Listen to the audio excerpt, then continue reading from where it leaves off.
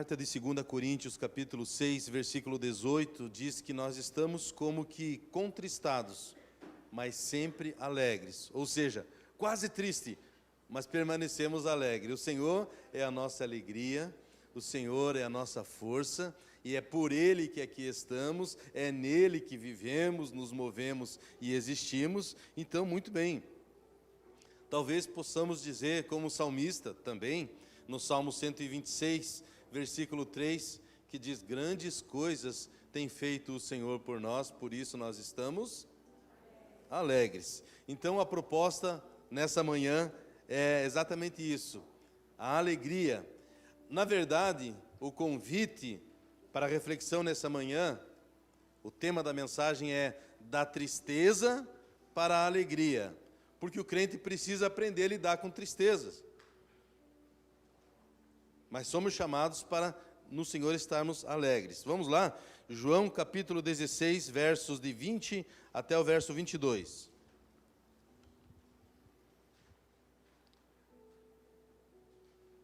João 16, versículo 20. Na verdade vos digo que vós chorastes e vos lamentareis, e o mundo se alegrará, e vós estareis tristes.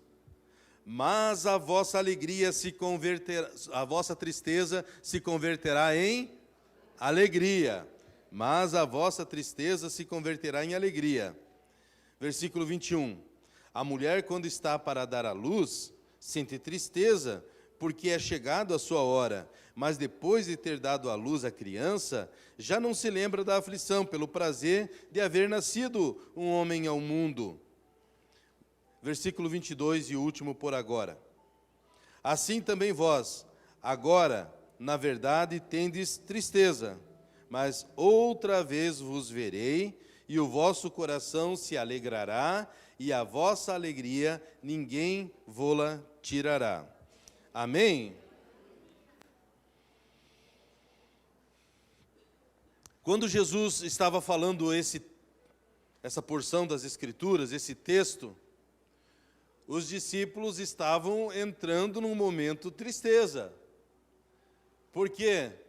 Porque Jesus estava para deixar os discípulos, em especial os 11 apóstolos, discípulos que estavam com ele. Jesus estava dizendo: eu vou deixá-los, eu vou para o Pai.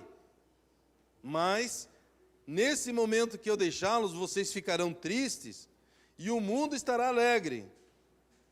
Mas a tristeza de vocês durará só um momento.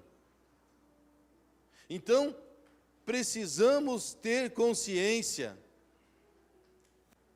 E, aliás, nesse mesmo discurso de Jesus, de João capítulo 16, no verso 33, fala o que a irmã já citou na abertura do culto: no mundo tereis aflições, tribulações, lutas, tristezas, mas ele diz: tende bom ânimo, eu venci o mundo. Então precisamos, irmãos, aprender a lidar com tristezas, para poder permanecer firme no Senhor, fiéis ao Senhor. Porém, a tristeza no Senhor tem uma recompensa. Toda a tristeza é esse tempo de espera. Jesus disse: vocês agora podem estar experimentando um momento de tristeza, aguardando aquele dia. Aliás, quando Jesus sobe aos céus, eles já aguardavam que Jesus voltasse em seguida. Já aguardavam que Jesus voltasse. Por quê? Porque eles queriam estar sempre junto com o Senhor Jesus. E não é isso o que nós hoje, como igreja, pedimos, clamamos? Vem, Senhor Jesus. Vem, Senhor Jesus. Então estamos nesse momento de espera, e nesse momento de espera, nós precisamos então aprender a lidar com essas tristezas, mas talvez até embalados com aquela canção que vez por outra cantamos: porque Ele vive. Vamos lá? Posso crer no amanhã, porque Ele vive.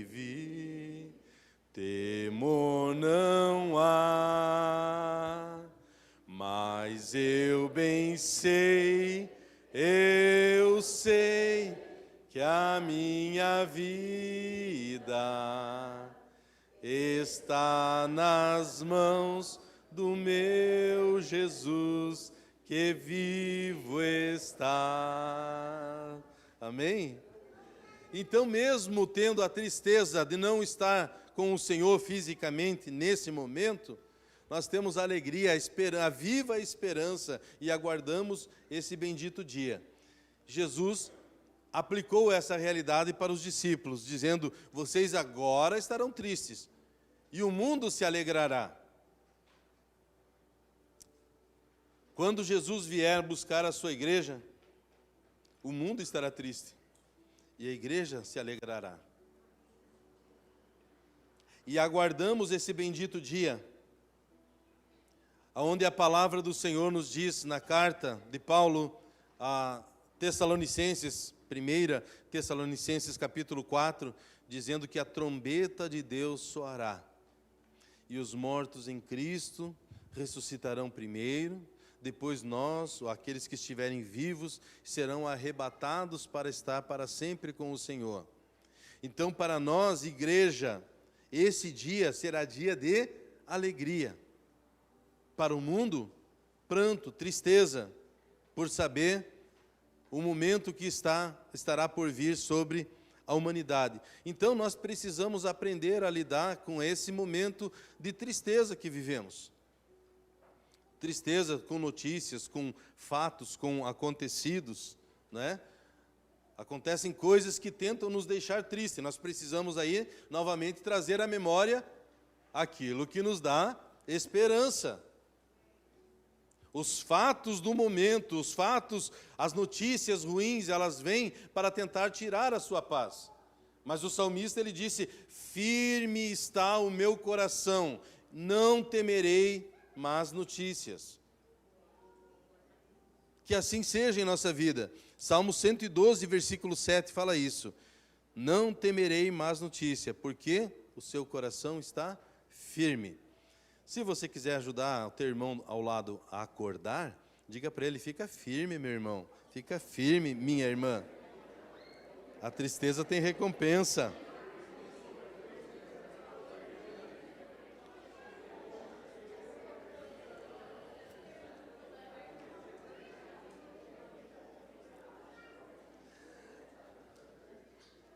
Desde a promessa do Senhor, que Ele virá, até o dia que de fato Ele vem para buscar a sua igreja, existe um tempo que nós podemos designar como tempo de espera. E esse tempo de espera, o que fazer? Porque, muito bem, entreguei a minha vida a Cristo e sei que serei, como acabamos de cantar, a igreja será arrebatada num piscar de olhos, mas desde que eu entreguei a minha vida a Cristo, até esse evento maravilhoso, o arrebatamento da igreja, o que fazer nesse tempo de espera? O tempo de espera é um tempo de preparo, que a igreja precisa estar se preparando. Mas tenta entender o que eu quero falar com o tempo de preparo. Existem pessoas que usam essa frase, você tem que estar preparado, de uma maneira que talvez possa pairar dúvida no coração de alguém. Se eu falar para a igreja, note, igreja é aquele que já entregou a sua vida a Cristo, aquele que batizado nas águas, que obedeceu a essa ordenança do Senhor, do batismo, igreja. Se eu disser para a igreja, esteja preparado, o que significa para uma pessoa que já é cristã estar preparado? É estar se santificando a cada dia. Filipenses capítulo 2, versículo 12 diz: desenvolvei a vossa salvação. E esse desenvolver a salvação fala de um processo de santificação. O tempo de preparo. Como o casamento, onde a noiva se prepara, não é mesmo? A noiva precisa arrumar o cabelo, a noiva vê o vestido, a noiva vê a maquiagem. O preparo. E aqui a igreja está se preparando para encontrar-se com o noivo. E como a igreja se prepara para encontrar-se com o noivo? Uma dica está lá em Efésios capítulo 2, verso de número 10. Efésios 2, 10 diz que a igreja deve praticar as boas obras porque as boas obras foram feitas para que nós andemos nela. Então, isso aí. Porque a hora que tocar realmente a trombeta, não dá tempo. O celular dá tempo de pôr no silencioso. A trombeta, quando soar, não será assim. E nós precisamos estar preparados. Mas esse preparo, como eu falei para os irmãos de Efésios 2:10, fala das boas obras. Nós, como igreja, sabemos que não somos salvos por causa das boas obras. Mas quem é salvo, pratica as boas obras. Amém, igreja? Entenderam? Amém. Então, não são as boas obras que nos salvam, mas quem é salvo precisa praticá-la. E uma das práticas das boas obras é santificação.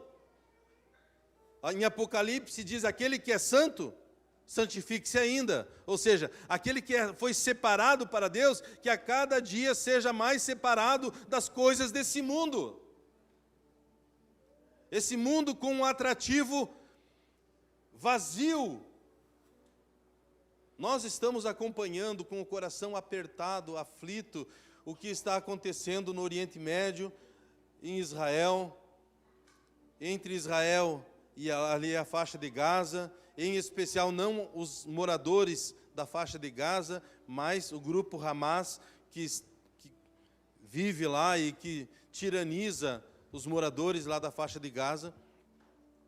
E vimos uma festa em que muitos estavam próximo a essa faixa de Gaza, estavam lá numa rave, e dança, e bebida, e anestesiados, e de repente eles nem perceberam os sinais, porque os céus já estavam cobertos com paraquedistas de extremistas islâmicos que estavam então chegando lá, e a barbárie que aconteceu, onde 260 pessoas naquele momento perderam a vida, e agora já passa de 3.000, me parece, ao todo, né? Mas 260 pessoas somente naquele momento do início do conflito, vamos chamar de conflito. Não estavam preparados para aquele momento. E não estar preparado é isso, é viver distraído com as coisas desse mundo. Esse mundo passa, diz a palavra, né? Bem como toda a sua cobiça, tudo aquilo que as pessoas hoje cobiçam, os prazeres, os lazeres, fama e outras cositas más, né? Tudo isso vai passar, irmão. E nós precisamos estar atentos para aquilo que é eterno e não para aquilo que é transitório. Essa vida passa, irmãos. A tristeza vai passar, a angústia vai passar, a palavra do Senhor é que permanece. O que será da sua vida eterna? Não estamos tratando apenas e tão somente da nossa vida hoje, mas da vida eterna. Então o texto fala sobre esse preparo. A espera é um tempo de preparo. Você está se preparando? Ou seja, você está se santificando a cada dia? Tem buscado a cada dia ser mais parecido com Cristo?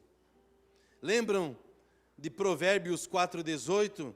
A vereda do justo é como a luz da aurora, que vai brilhando mais e mais até ser dia perfeito, até que o sol chegue a pino. A vida do crente deve ser assim. Lentamente vamos cada dia nos moldando para ser mais parecido com Cristo, até o dia em que estaremos na presença do Senhor preparados, santificados. Santifique a sua mente, seu coração, aquilo que vemos, aquilo que ouvimos, interfere na nossa vida.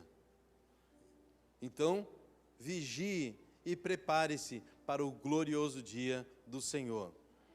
A igreja se prepara santificando, e o perdido se prepara entregando a sua vida ao Senhor.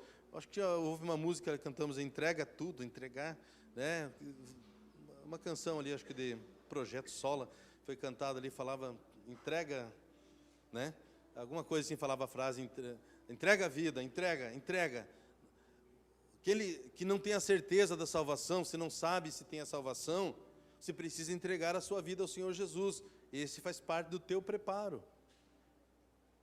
Porque não haverá tempo, irmãos. Quando Cristo vier, nós cantamos essa verdade. Será num abrir e fechar de olhos. Muito rápido. Então, esse é o tempo da igreja estar preparado. Amém? Esse é o tempo de você amar. Esse é o tempo de você evangelizar. Esse é o tempo de orarmos por cura.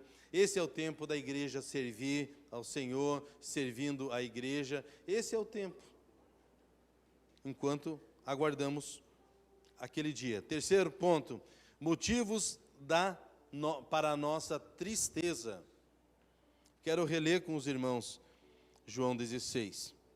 Na verdade, vos digo que vós chorastes e vos lamentareis, e o mundo se alegrará, e vós estareis tristes, mas a vossa tristeza se converterá em alegria. Versículo 22. Assim também vós, agora, na verdade, tendes tristeza, mas outra vez vos verei, e o vosso coração se alegrará, e a vossa alegria ninguém vô-la tirará. Amém?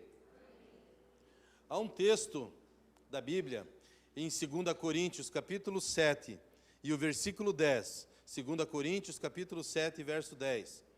Esse texto nos fala que existe a tristeza segundo o padrão do mundo e a tristeza segundo o padrão de Deus.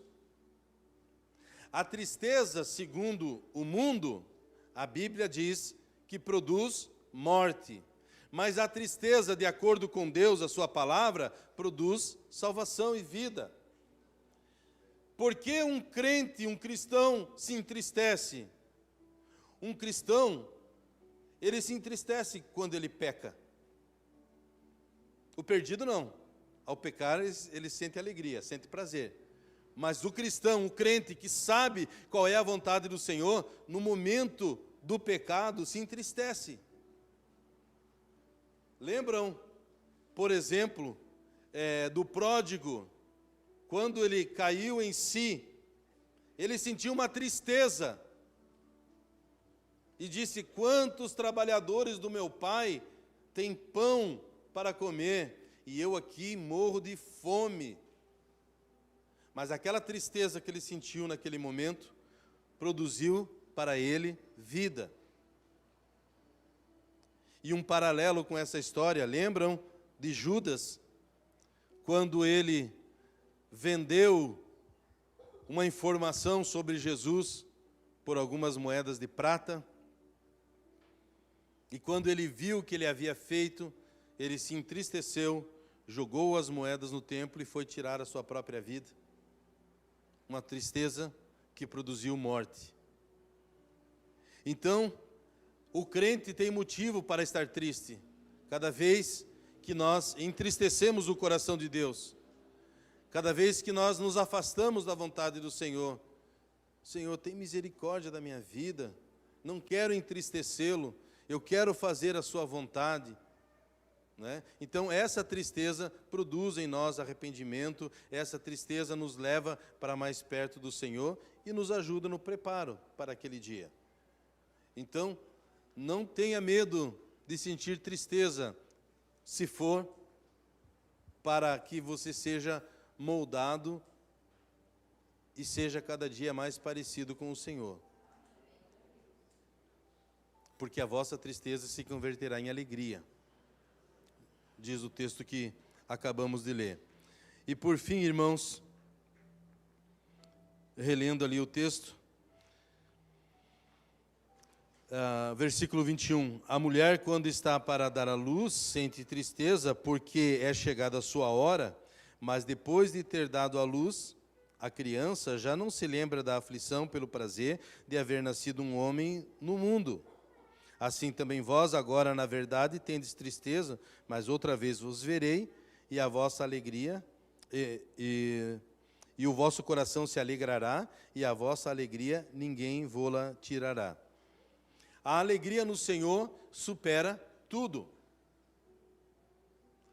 Como o paralelo que o Senhor fez, uma mulher que está grávida, depois que nasce a criança, ela já não lembra do desconforto que passou, talvez, nas noites anteriores, o desconforto para dormir ou para achar a posição correta. Nasceu a criança. Então já todo o momento difícil foi superado. E agora tudo é canalizado pela alegria daquele momento. E o Senhor disse: será assim. Essa é a alegria que nos está preparada. O Senhor nos convida para vivermos uma vida de alegria, ou vivermos da tristeza para a alegria. Eu encerro esse momento, porque teremos um outro momento bem importante também agora. Eu encerro esse momento relembrando os irmãos o que diz no Salmo de número 30 e o verso de número 5. O resumo desse versículo, parte dele. O choro pode durar uma noite, mas a alegria vem pela manhã. Podemos enfrentar alguns momentos de tristeza, mas a alegria supera tudo. E nós aguardamos aquele bendito dia com grande expectativa e com grande alegria. O Senhor nos chamou para vivermos uma vida em alegria, servir ao Senhor com alegria, alegrar-se sempre no Senhor. Então a alegria é um mandamento no Senhor. E é isso que nós vamos cantar. Não se turbe o teu coração,